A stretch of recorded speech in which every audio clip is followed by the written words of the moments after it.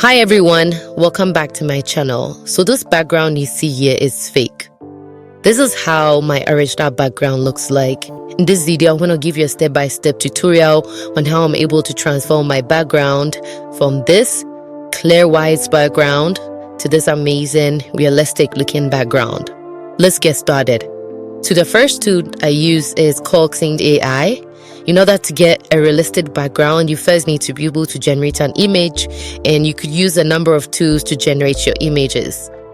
You may want to use tools like King AI, AI, ImagineAnything.ai. I do have tutorials on these tools. I'm gonna leave them in the description box so that you can go try them out. But in this tutorial, I'm gonna be using Kling.ai. So when you go to the dashboard, you just have to click on AI images. When you click on AI images, you just want to enter a prompt. If you have an aspiring background you'd want to use, then you could basically also upload it in here as reference. Since I don't have any in mind, I'm just gonna put in a prompt. I generally want to have a background that has like an anti-liberarum space that has, let's say, an indoor plant at the corner and a hanging clock on the wall, and I want the color of the wall to be gray. The color can be anything, it's just a preference from my side. In terms of the settings, I'm gonna select 16:9, and then I'm just gonna generate 2 images for now because I really want to conserve my credits, and I'm gonna click on generate. As you can see, this is generating right now, so let's see what we get.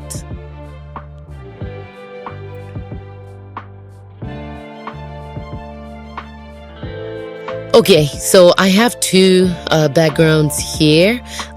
This has a chair to the side. This one has the flower to the right. I probably would go with this one. So what I'm gonna do right now is I'm just gonna click on download. I'm gonna download without a watermark. And then the next step for after this has been downloaded, you could basically go into Canva.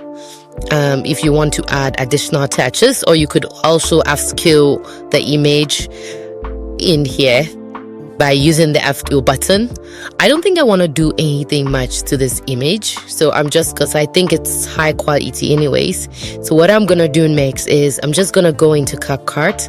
So if you don't know what CapCut is, basically CapCut is an editing tool. That is what I'm familiar with. When I come into CapCut, what exactly I'm gonna do is I'm gonna drag the image that I just downloaded of the Infinite. I'm gonna drag this image in here. So I'm gonna drag the image I downloaded of it's in here. And then you'd also need a sample video kit.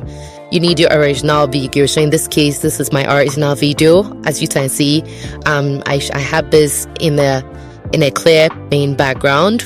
This is on avatar, by the way. It looks so real. If you want to create a realistic looking avatar that looks like a human that can move your hands, talk, walk, then you want to check out my last tutorial. I'm gonna link that as well in this video so that you can go check them out. But then yeah, when you get in here, you just have to drag the image into the frame in here, and then you drag the video as well. And as you can see right now, you can't really see the background. So what you can do is you basically come in here and then click on remove background and you select auto mural. I do agree that this is on the this is on the pro version of Canva. It used to be on the free version, but yeah, the only way for you to do this is if you know the background. So unless there's also other softwares, I know there's remove.bg, but that is typically for photos and not for videos. But there are a lot of other AI tools that you could use to remove the background as well. So you remove the background, and as you can see, this looks a lot more realistic, but then I'm just gonna make it a lot more smaller just so, and then I'm just gonna drag this one and then just make it a lot more smaller, and then drag this one just so it looks like I'm actually sitting in the room.